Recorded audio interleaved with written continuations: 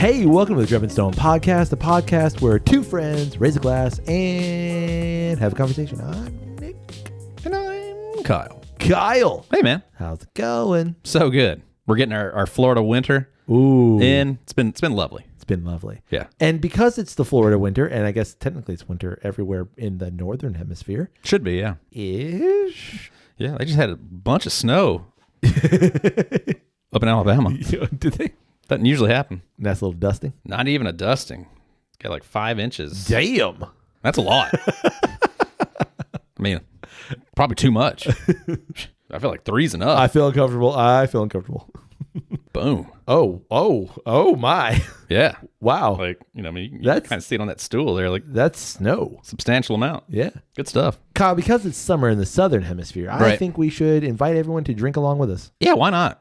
I can't think of a Enjoy reason. that beach day. Sure, indeed. Grab a crisp Kolsch. Yeah.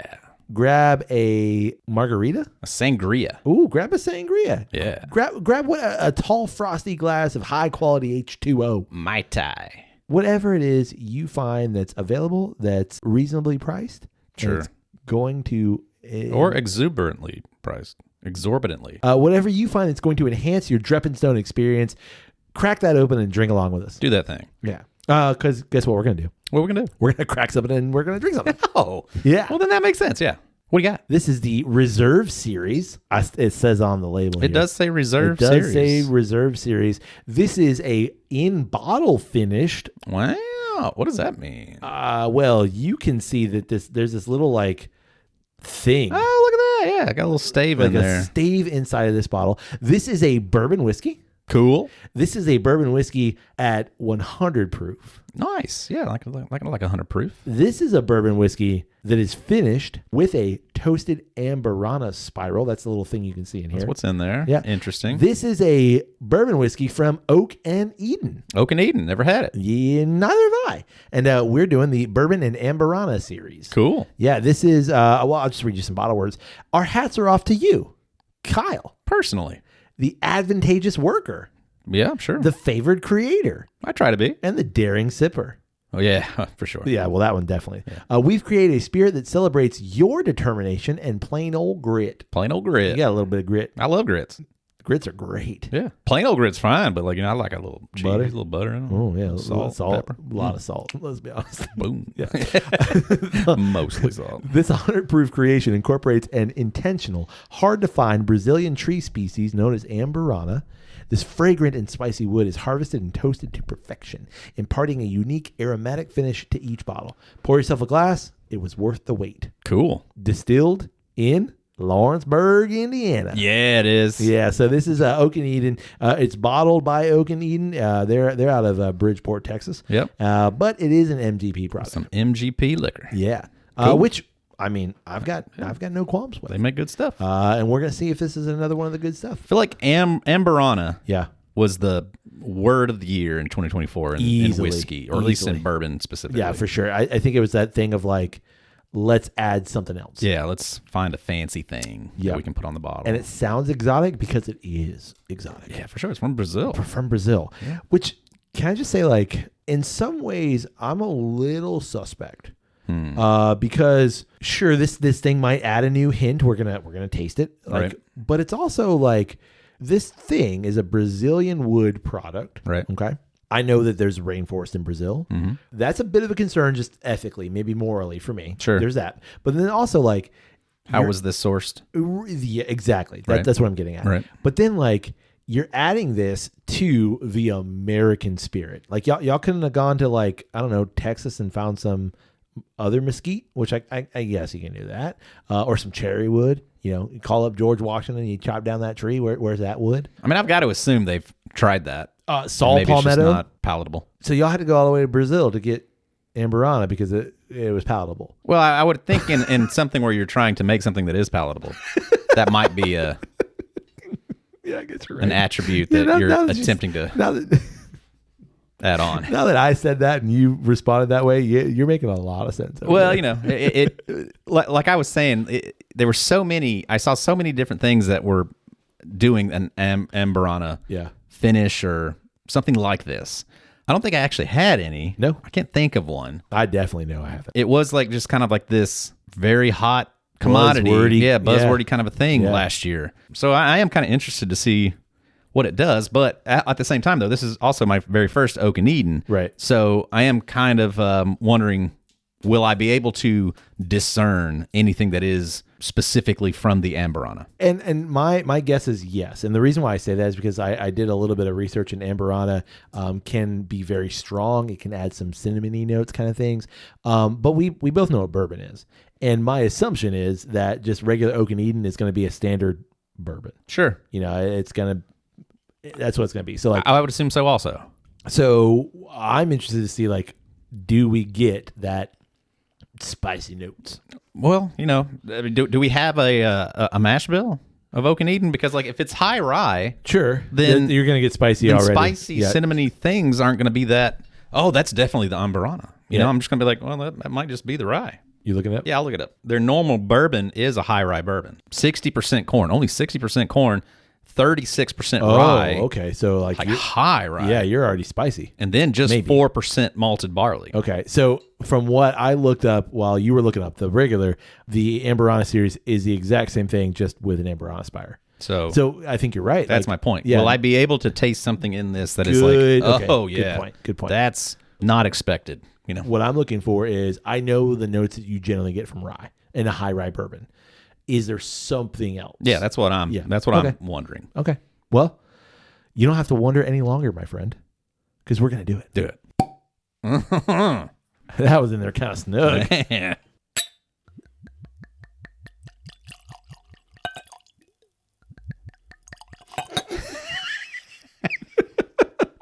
You made that look easy. Oh, yeah. I am skilled in the art of pouring. Looks like bourbon. I'd say it's right down the middle. Yep. It's not really dark. It's not really light. It's bourbon colored. Yep. Do a little rolly roll Little rolly roll before the sniffy sniff. onto my nose. Roll on the nose. I try to. Okay. Ooh. There's something different. there. There's something. Ooh. At first, I wanted to go maple, But then I went like vanilla. but yeah, now it's like something. It's like Walmart candle vanilla. Yeah, there's something like creamy, waxy. And no, okay. I think I've got the nose. It's a candle, definitely. It's definitely a candle. Yeah. And it's called Bourbon and Winter Spice. That's the candle. Yep. But it's definitely like a cheap candle. You buy it like a Dollar Tree kind of store, Right. Like a Dollar General. You're right. Ain't natural smells in here. Yeah. No, it is. Oh, Very man. artificial Oh, smelling. That is not pleasant. I mean, it's not. It's just very artificial. I wouldn't say it's like a bad smell. If I It's walk into a not room and I smelled bad. that, I don't think I'd be like, ew. It's not bad, but it's not appetizing. Yeah, and it's not what you're expecting. It's not at all appetizing. Yeah, Interestingly enough. The nose on this doesn't makes me want to drink it because I'm like, God, can the nose be on the palate too? Right. But it doesn't make me want to drink it. Does that make sense? Yeah, no, absolutely does. It is very similar to like smelling a candle. Yeah. And it's like, oh yeah, no, that smells pretty, Yeah. but it's not anything that I want to put in my mouth. Put in my mouth. Yeah. It also smells like just a cheap whiskey. Yeah, it kind of does. I don't even know a price. Like we were sent this as a gifted bottle. Yeah. From a company. Yeah. But I don't know a price on this. And I mean, I feel like Oak and Eden's usually in that $50 really range. see, like I'm gonna say before you, like I do want to know the price. Go ahead and look it up. But just based on the nose alone, like now I'm getting like mothball. Yeah, it looks like you can go anywhere from. Oh, don't tell me. I would be willing to pay $35 for this. Well, if you go to Walmart, Yeah. you can get it for 40. Okay. All right. That's just based on the nose. Like I obviously have not sipped anything. Yeah, and again, this is finished, so Sure. you know, because like if you just handed me this and said, "What is that?" I wouldn't say bourbon. No, I would say liqueur. I would say liqueur. Of Like some- I wouldn't you know, even some say sort like a high rye or even a rye. I'd say like it reminds Maybe it's got me, whiskey in it. right? you know? It reminds me of like a Drambuie kind of liqueur. Like it's a whiskey Oh, yeah. liqueur, Yeah, but it's not whiskey. yeah.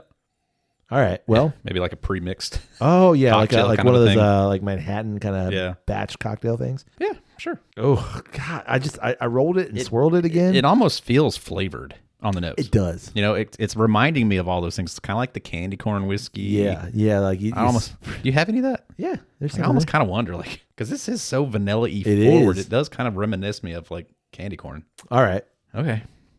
Enough sniffing, time for sipping. Okie dokie. Okay. I gotta like psych myself up for it, I think. Huh.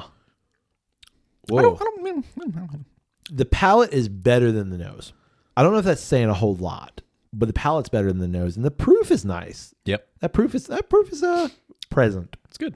I definitely notice the wood for sure. And to me, it tastes like Licking a coffee table. yeah, like camphor wood. Like you know what I mean? Like mothball. Like that's the only way I can like that is the closest note I think that I can get to it. Right. It's like cinnamony mothball. Yeah. Like very much in the same way that like on the nose I wouldn't be able to tell you that that's bourbon. Wouldn't be able to do it on the palate either. It's different enough that like I would be confused by it. Medium finish. Like that after breath kind of thing is very. It's like I ate a weird candy. That's what I'm saying. It's almost like a Halsey, like yeah, not quite not mentholy. minty, not menthol, but like close. But yeah, kind of herbally. I can't get mothball out of my mind, and like that's the predominant note. Yeah. Again, I go back to if you handed me this, you didn't tell me what it was. I don't know if I could pick out bourbon. Ugh. Who is this for? Yeah, I don't know. Third sip in, and it's getting worse with each sip. I think it is. It's like I'm losing any essence of whiskey. I'm just left with this weird potpourri thing happening in my mouth.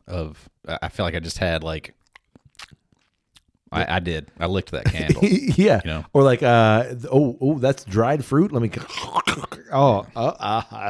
Yeah. So, because the reason why I asked that question, who is this for? Because I think it's supposed to be for me.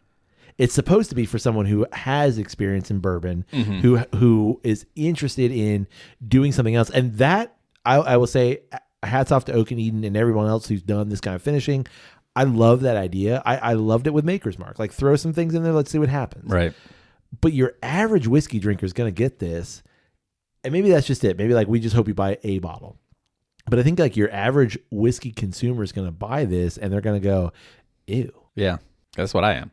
Right. And like I'm going to say like with our advanced palates, we're both going, ew. There's just nothing there that I'm wanting more of. No. You know? Like I'm trying to justify like, oh, well, there's some honey notes and they're there, but they're just overpowered by funk. It's perfumey, but like not perfumey. Like, I mean, it is like, you know, I think there is like a perfumey thing happening on the nose. Ugh. But it's like if you accidentally, like, you know, it's like when you were little and you were in the, or if, you know, I live with 3 girls. It's my wife and 2 daughters. And, you know, it's like sometimes like if you're standing too close to the hairspray or to the perfume or something and you breathe that in, and it's like, ugh. Yeah. That scene in Elf where he goes up and spritz it in. That's what I'm left with on my palate. That is 100% what it is. And it's like, I'd rather just this not be on my palate. It's concentrated perfume in liquid form. That's exactly, and not particularly like high quality perfume neither. Yeah, it's unfortunate. Definitely would not say it's bourbon. No, and no chance I would ever have guessed bourbon, except for the proof. The proof is the only thing that would make me think it's whiskey based. Again, hats off. The proof I think is nice. You get that 100%, or 100%. You get that 100 proof, and that is interesting. But but the bitter on it's so strong. It's almost in like an aperitif arena, Campari ish thing. If you just drank that neat by itself, or like actually like it's very kind of reminding me of like a bitters. Yes, you know, you put a few too many shakes in your old fashioned, and now it's like, especially those aromatic bitters, it tastes a lot like that. Yeah, you're right. like an over bittered too much old fashioned. And I mean, maybe it's just like we just don't like that flavor profile. Yeah, they should have like trimmed down that spire or whatever the hell that thing is. It's too much influence. I think so. Knowing MGP, knowing what their bourbon should taste like, knowing that like there's little bourbon in that flavor wise. Whatever that wood overpowers it, and it feels like, and it's a big chunk of wood. It is. Like, it's a big thing. So it feels like almost you should do some more marrying of bottles, and like there's Amburana in this versus like this is a stave or a spire of Amburana in this bottle. Right. I like the idea. I do. I like the in bottle. I like the experimentation. I guess. Hats off to the experimentation, but swing and a miss. Feels gimmicky. Yeah, but so are horses and caribou and keys and totally. all that other shit. So like for sure. I'm having a conversation last night at work with somebody where they were talking about like going to a place and like they've got Blanton's, and it's just like, oh, cool. Like, but like Blanton's is just it's just a really interesting marketing technique. Like then they did the thing. I read something that Brown-Forman is already forecasting a huge decline this year, and by I don't know what huge decline is by their standards, but a huge decline. So that's every Jack Daniel's product. I don't know. And what's tipping your? It's because younger generations are drinking less. That's just what it is. I mean, I've been kind of wondering it for a while in terms of just because of like how much time we spend the past 5 years in liquor stores and just seeing what product moves. Oh yeah, slowly. What product becomes more available? Mm-hmm. Like I can go into just about any liquor store right now and find like Elijah Craig Toasted. Oh yeah, it's so readily available, and it's like, so is that now because like it was popular, so y'all decided to make so much more? Yep. But now it's because the people had it, and it wasn't anything that they wanted another bottle of. That's exactly what it is. It's so the bubble has burst. Sit there. I mean, we said this 3 years ago. Like, eventually, you've now made so much product that like people have had it, and they're like, yeah. Well, but to me, I don't feel like the scarcity of things. It's now a different thing. So it's like once you've had that, you got to have it, you got to try it. Cool. Will you buy another bottle of it? No. So now that thing that was the thing last year is now there and it's available now. Right. It's enough of that. It'd be really fun to like geek out over the numbers of it if you could look at Brown-Forman's numbers. Yeah. Of like what did y'all make? What did y'all move? How much money did you make of it? So now knowing that, what's your plan going forward? Yeah. I look at the benchmark stuff. Like everybody's got benchmark now. That marketing strategy was so brilliant for that. Yeah. But you made too much. I think you made too much. Yeah. I think you do it like Ardbeg does. I think that's how you limited do it. releases. Limited release. You'll never get this again. Yep. This thing is brand new, something different. There's only this amount. I mean, when Heavy Vapors or a Spectacular came out, it was everywhere, and you can still find it. Yeah. But it was everywhere, and like it's just going to become increasingly harder to find. Same as Bizarrebecue. And so when it's gone, it's gone. You don't do it like like benchmark of like, hey, these are hard to find right now, and in a year they're going to be everywhere. Yeah. No, it's like, no, this is it. Yeah, be done with it. We tried it. Maybe do it again in 5 years. Well, and to some degree, even like EC barrel proof. Like those of us who know that there are differences in years and bottles, and if you like it, you're going to like it. But most people are going to get a bottle. They're not going to give a shit, and they're going to try it, and they're going to be like, I like it or I don't. Right. And so now you've got a fuck ton of EC barrel proof, and like, what are you going to do with it? And liquor stores only have a certain amount of room on the shelf. Right. And so liquor stores are going to prioritize what's selling. They're not like, yes, you're always going to have museums, but you're going to have people who like, no, like EC's not selling. I'm not going to buy any more of that from my store. Right. So I'm going to have EC from 2023 on my shelf until it's gone. That's the weird thing too about it. Like, I mean, I still feel like barrel proof moves. And in a lot of cases, it's still really overpriced. But like toasted is everywhere now. Even the toasted rye, I feel like I see that plenty. And that's that was just a new release last year. Ugh. Smell your glass now. It's diaper genie. It's like you sprayed some stuff on it to make it not smell awful. That is, yeah. I think rarely we've said disgusting. Like we've said disgusting, but like it's rare. Rare for something that we end up featuring. Yeah. Because normally, like, if you had already opened that and had it, you would have been like, no, we're not doing that on an episode. Oh. Just like we rarely ever save something like that as a fresh crack on the episode. So, wow, we never did Speckled Tail. Had it one time. I was like, nope. And we're done. Never putting that in my mouth ever again. Thank you. Like, was having a conversation, like same conversation with a person last night. They were talking about what's that Von D. Oh yeah, Von Payne. Von Payne. That's it. He had bought a bottle of that. Asked me at some point in time had I ever had it, and I was like, yeah, like I had it at a whiskey festival not that long ago. I was like, it's not for me. It's highly flavored. It raspberry? It's our black currant. Currant, yeah. Yeah, so currant is like grapes. Yeah, it's like, it's grape-esque. Yeah. And like I like black currant tea, but yeah, just overall kind of tastes like purple to me. But he really liked it. He's like, I'd like to get their bourbon, just their regular bourbon. He's like, but it's really expensive. And I was like how much? He's like, I think it's like $150. And I was like, why? And like he knows nothing about whiskey. Like knows nothing. Like this is like he doesn't ever drink. He drinks mostly like vodka sodas. So he never drinks like brown liquor. But he's like kind of wanting to get into it. And I was like, okay. I was like, but like, don't. I was just, well, but anyway, we were just talking about it. And like, and I was trying to explain to him, like, don't get that. Like, just one, I'd be shocked. And I'm sure they don't make their stuff. They're not making their whiskey. No way. Like, they're getting it from somewhere.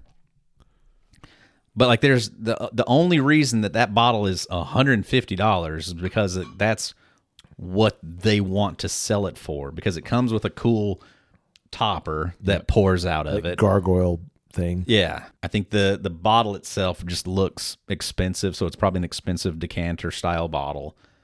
But I was just telling him, I was like, man, like that, it's not, if you're looking to get into it to enjoy the whiskey, like that's not why you buy it. The reason you spend $150 on that bottle is because for some reason you're just like an absolute fan of that brand. Right. There's nothing about the liquid in it that's going to be worth that. Right. Yeah. No. Like, I think it was cask strength, so it was like, but it wasn't even 114. It was like 111 or something. And I was just like, man, like it's not. Don't do it. But they're wanting people like him. Like he's the perfect person. That's what this is for.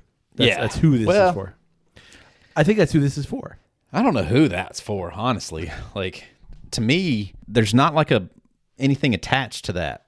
That's just its own thing. Yeah, it's Texas whiskey. Like, I don't know who that's for, honestly. So that guy, he's like, hey, can I try? Or I know that you do the podcast. Do you have something similar? Mm-hmm. To what? Offerman rum cask. Okay. He's like, I saw that. I'm not a Scotch drinker. I don't know anything about it. Do you have anything? I was like, why don't you come over real quick, and I can show you some things, and so you don't spend $100 needlessly. He's like, cool.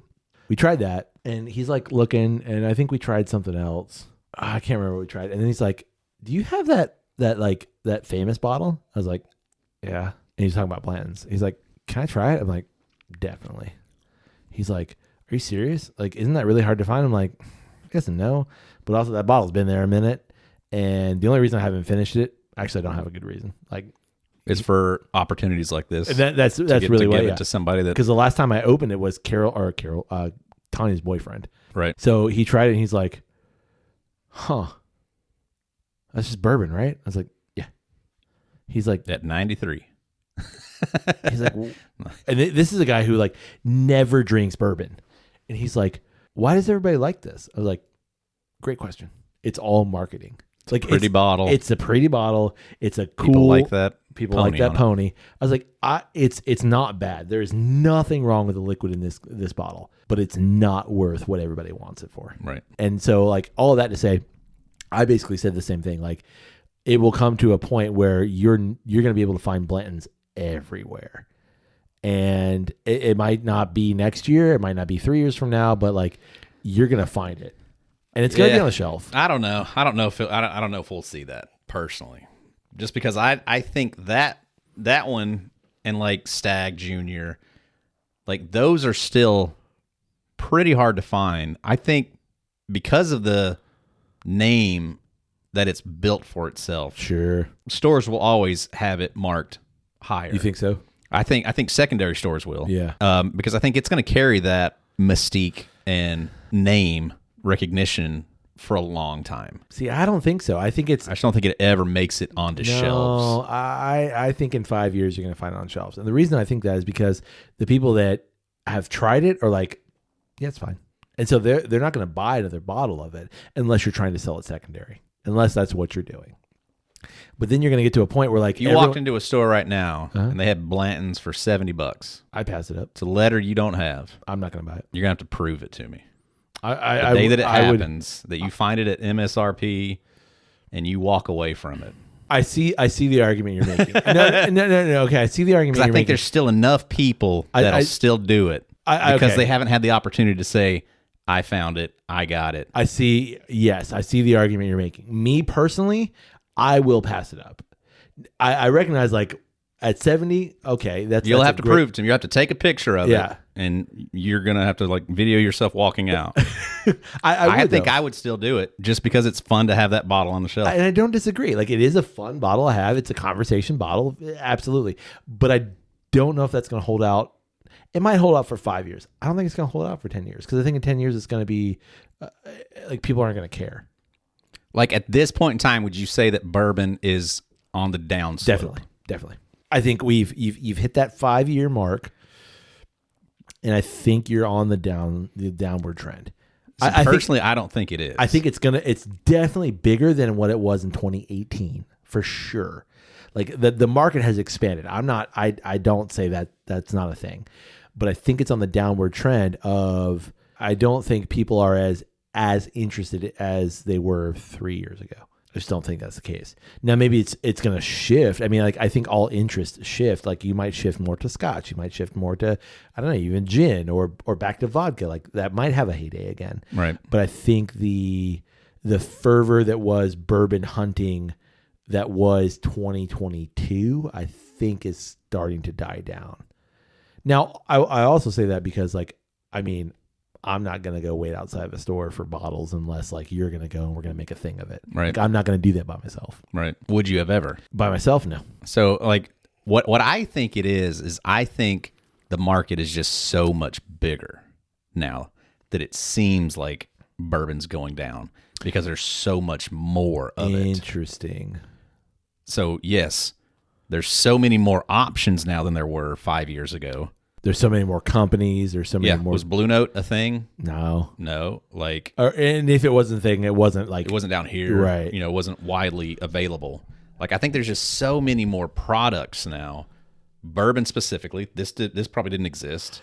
Like, those kinds of things that, as a person that's interested in it, you have so many more options now. Sure. Okay, yeah, I do want to try 5 of these bottles that I can see now. I'm not going to get them all 5 right now, but I'll try this one now, and I'll try this one later. So I think there's just more opportunity for things to stay on the shelves because I'd rather try something else. And as I move through it, there are going to be so few that do strike me as like, that's so great, I will buy more of that.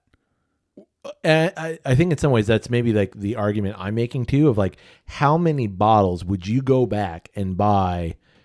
Not just one bottle, but like, would you say I am willing to buy 5 bottles right now? Like, if I could buy it at SRP, I'm going to buy 5 bottles. Like, say that there's a scarce bottle, I'm going to buy 5 bottles. How many bourbons are there that's the case? Right. I mean, and it just... That's what I'm saying. To be fair, for me, it's those bottles I can find readily anyway. That's really what it comes down to. Blanton's specifically, and Stag Junior, and a couple of those that they're not, special releases. They're not anything like that. I think there's always going to be, because we've been doing this for 6-7 years now. Yeah. And you still haven't found one to buy. Yeah, you're not wrong. So I think there's still not going to be. True. I have found one to buy. I haven't found one to buy at. I'm saying, yeah, where it would be on the shelf. Correct. Yeah, where it would be out on the shelf. You're 100%. It's always behind the counter. Yeah, and I'm not spending $200 on it. No. That's what I mean. Yeah, I have not. I'm You're saying, right. like, I don't think it'll ever get to that. Back where to it's that. MSRP on the shelf. And it's just hanging out there. Yeah. Okay. I don't think there's any chance. Just because I think that bottle specifically will just always have enough of a mystique about it that it'll always just be too. It's kind of like Buffalo Trace. If you find Buffalo Trace at MSRP for $25, Yeah. it's hard not to just. Oh yeah, and I will give me that. Then in that case, you're right. Like, because I do it, and we've talked about this in the past. I do that almost every time, and the reason I do is because it's just a solid bourbon. Right. It's a solid, easy sipping, $25 bourbon, and I know that I've said this before. It makes a great gift. Yeah, you know, like, and it's enough of a brand. Oh my God, they got Buffalo Trace. Look at that for $25. Absolutely, all day. Yep. I just, if Blanton's ever were to get back down to MSRP on the shelves regularly, I think it's just everybody, if they see that, it doesn't matter what else is on the shelf. 80% of most bourbon people are going to buy that one over so just about anything else. You're creating more scarcity just by virtue of that. Yeah. I see what you're saying. And I would be shocked if we ever see it normal back, or like, yeah. even like, like those, like, the images that we used to see of like the Total Wines, yeah, where they've got all the pappies down there, $100-something. Yeah. Never again. We'll never see that. There's just no way. I don't think there's any way. Once the value goes up to a certain point, there's only so much more it can come back down. It's like, correct. We'll never see Henry McKenna back down to a $30 bottle. Yeah, and that'll it's never because, like, come back you down. You realize, like, people, I guess the companies realize, oh, people are willing to spend $60 for it. Well, we're going to sell it at 60. Right. Like it amazes me that never changed more than it did. Yeah, the 114. Yeah, it might have went up $5. If yeah, like it amazes me, especially because it was so hard to find for that 2 or 3 years. Oh yeah, that when they did finally have plenty of it, that they didn't change the price. Well, I remember that when, like, oh, I haven't seen a bottle of 114 in a minute. Yeah, like, I got like scared. probably like a whole year. Yeah, I got scared. Yeah, and like, remember we went to that store in Tampa and like they had like 4 bottles and we bought all of them. Yep, we're like, whoa, and then get 'em. yeah. And then it was like, oh, that was the start of it. Yeah, exactly. Like, okay, y'all started making more of it. Yeah. Ah, man, I don't know. It's things like that. It's E.H. Taylor. It's Elmer T. Lee. It's Rock Hill Farms. Like, not even like the antique collection. It's that like mid range. Yeah, just like still allocated stuff. That upper tier Buffalo Trace stuff. Yeah, that is. I think it'll always be hard to find. And I think if Buffalo Trace ever got a whisper of, hey man, this stuff is starting to sit, then they stop selling it and they start aging it and holding on to it. Yeah, because that's like their benefit on their side of it is like, oh, okay, cool. See, then we'll hold on to it. We'll start releasing a Blanton's 12-year. Sure, you're not wrong. Everybody's gonna want that shit. Yeah, you're not wrong. And I think like I know what's going to happen. At least I suspect what's going to happen. And in some ways, what I hope happens is your bourbon drinker is going to graduate to Scotch or Irish, and not just like standard. Nothing wrong with Johnny Walker, but not just standard like Johnny Walker or Famous Grouse, and not Jameson and Bushmills. But like they're gonna find the things that I think we've done a pretty good job of. Like, here are some interesting things. Right. Unfortunately for us, like our budget limitations. I mean, that Drebinstone money is, but it's not like we can't buy the $60,000 Macallans. Yeah. Correct. We're close. Yeah, we're damn right close. Yeah, and thank you, listeners, for helping us do that. But I think like you're gonna find a lot of your bourbon drinkers are going to expand further, and I love that. Right. And I think that should happen. So then they're gonna see the world that is Scotch, and like again, we've said this before, how very rooted Scotch is in Scotland, but how not precious it's dealt with. And you're going to see like the expansion of, oh wait, there are way more interesting possibilities here. Right.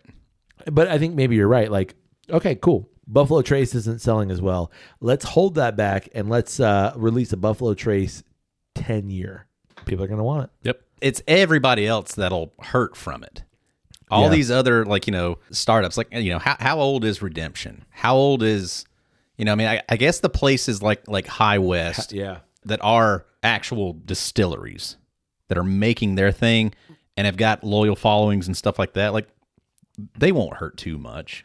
Yeah, they might take a bit of a hit, but I think like ultimately they're going to be long term okay. Anything basically where you're sourcing it And even if you're trying to finish it or do something unique with it once it's yours, if it's just you're putting your label on there, Yeah. I think those will be like the first to go. I think that's where the difference between like someone like Dahi doing that, where you have kind of a niche thing. It's still Irish whiskey. It's smaller, an independent bottler. I think like that sector is going to be fine. But I think in the bourbon world, that is in danger because like anybody, I mean, you and I with enough money, and we see this with other even like more prominent spirits podcasts. They've made their own brands, and I don't think that's sustainable. Oh yeah, I don't. No, me neither. And I don't think like as much as I would love to like release a Drep and Stone bottle, like that's not a sustainable business model. And I recognize the cost because we've talked with Dahi. Like I know I've watched interviews with like Seth Detling and people like that and small distilleries. Like there's a shitload of costs that go into distilling. Right. Like not only the tax wise and government kind of paperwork and oversight and that kind of thing, but like there's a lot of money that goes into that. Right. But if you're making a good product and you're able to slowly get it out there, I think that's far more long-term profitability than we just went to MGP. You and I selected a couple barrels. It's fantastic, but like we can never, we can't sustain that. Right. And like back to Blanton's specifically, like I think, if you look at the people that drink bourbon, I think we're in a very small minority of people who like have really dived into it to the level that we have. Yeah. So you as a consumer can certainly look at Blanton's as, oh yeah, I'd walk away from it. Yeah. I wouldn't get it at MSRP. I've had it. I understand what the value of it is. I don't need it.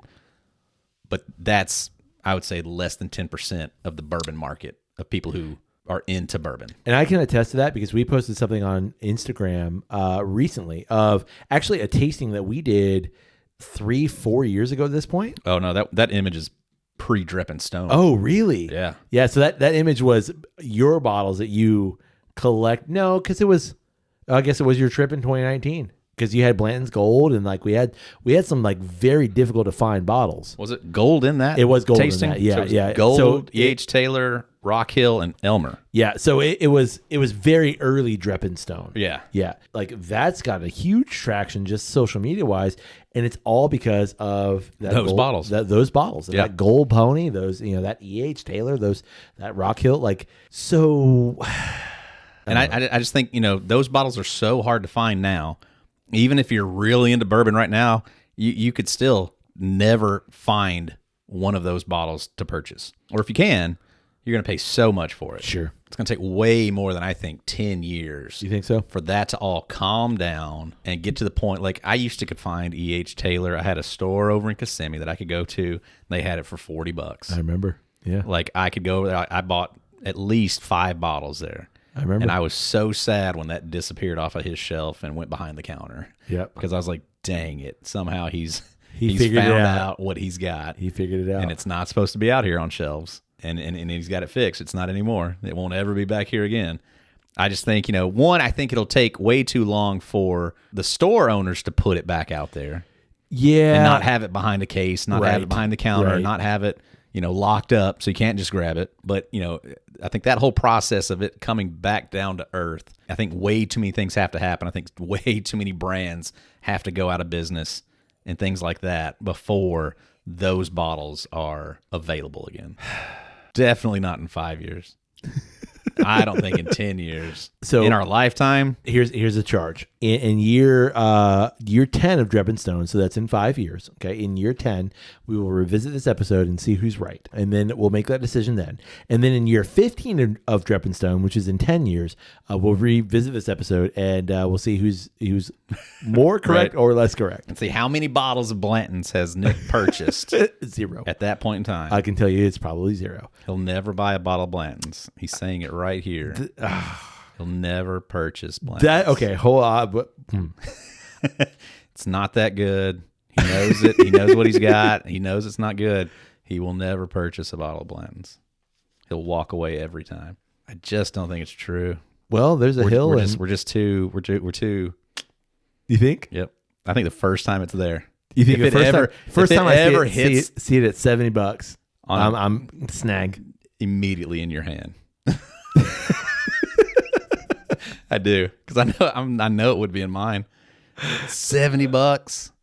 Haven't seen it for less than 150 in 4 years. Y'all gonna put it there on the shelf for 70? Yeah, okay, absolutely. Twist my arm. I'll do it. Sure. On that note, you got anything else? Nah. No, me neither. We do have some more Old Granddad 114 because we switched over. Yeah, we did. From that Oak and Eden. What are you gonna do with that? I don't know. I might give it to a couple of close listener friends. Yeah, I mean that. You know, I mean, if you've try got it. the opportunity, that you can You do know? that with somebody, just to say, hey, here's something real different. You want to try this? Ugh. Yeah. I might do that. I hate the idea of a drain pour. Yeah. I mean, I know we've both done it. Yeah. Like we both chuck bottles, but like also I didn't pay for this bottle, so that makes it a little easier. That makes it a little easier, but I don't think it influences. Like if I paid for the bottle, like I'm gonna keep it. I might not drink it, but I'm gonna keep it. Right. But And hope maybe something happens. Like Yeah. I might, if I had paid for it, I'd probably doing my best to try to fish out that stick in there. I don't think like It may be too far past, but like just kind of. I don't think that thing comes out, man. Will it not fit? I mean, Oh, I guess yeah, I it was gonna does. say, Yeah, like, okay. I I was like, I'd be trying to get that thing out of there Yeah. first and foremost because I don't want it to do any more damage. But what are you gonna do? Dilute it? Like it's already done its damage. I mean, I guess it continues. I mean, like I said, it tastes like over bittered stuff. So Yeah. like, you could start mixing some old fashions and Maybe just a splash just of that to in there get instead of through it. bitters. Yeah, I guess. mix an old fashioned, just a splash of that. Sure. I don't know. Maybe. I don't know. Well, we'd love to know, what do you think about the Oak and Eden Bourbon and Amburana bottle? Yeah. Or have you had an Oak and Eden that really did knock your socks off? Let us know, because like I can't imagine that they got too much stuff. Yeah. And it's MGP. MGP is great. Yeah. So I don't mean- have any doubt in the label. I just think this specific thing Perfect point. was off. I would my like to palate. have a regular Oak and Eden just to like, okay, let me taste that. Granted, I've had MGP stuff before, Yeah. so like I know what it is. But, For sure. I'd like to try it. We'd also like to know, what are your current thoughts on the bourbon bubble and whether or not like you think it's burst or you think it's still going strong. Yeah, I think all right, like that's a good point. Like, do you think it's burst? It's popped and it's all coming back down to a 2015 state. Well, you can get in touch with us through email. It's drepandstone@gmail.com. You can also get in touch with us through social media. It's always one word, Drep and Stone, DREP and Stone. Come find us, comment on a thing, share a thing, like a thing. We'd appreciate your things. Ooh, who doesn't appreciate things? We'd also love it if you would support the podcast. You can do so very simply by reaching out and telling someone about Drep and Stone. Yeah. By rating Drep and Stone wherever it is you get great podcasts like this one. And finally, you can support the podcast by reaching out to any whiskey producer, distillery, independent bottler, and telling them about Drep and Stone. Yeah, maybe not Oak and Eden. Maybe. Well, you can reach out to You them. don't need to point out this episode to them. No, you know we're what? not, we're not blaming them. It's just that's this right. thing specifically. I just say do wasn't- it. wasn't I the say thing. do it. You tell Oak and Eden that we covered it and we weren't impressed, and they should impress us. Right. Send us some that's stuff. their to impress. job. Yeah. And we'd love it if you financially support the podcast. You can do so through our Patreon page. It's patreon.com/drepandstone. Yeah. On that note, hey, buddy, Hey, buddy. may your glass overflow. And your ass never show. Cheers, buddy. Cheers. Nothing beats the Glencairn ping. Nope.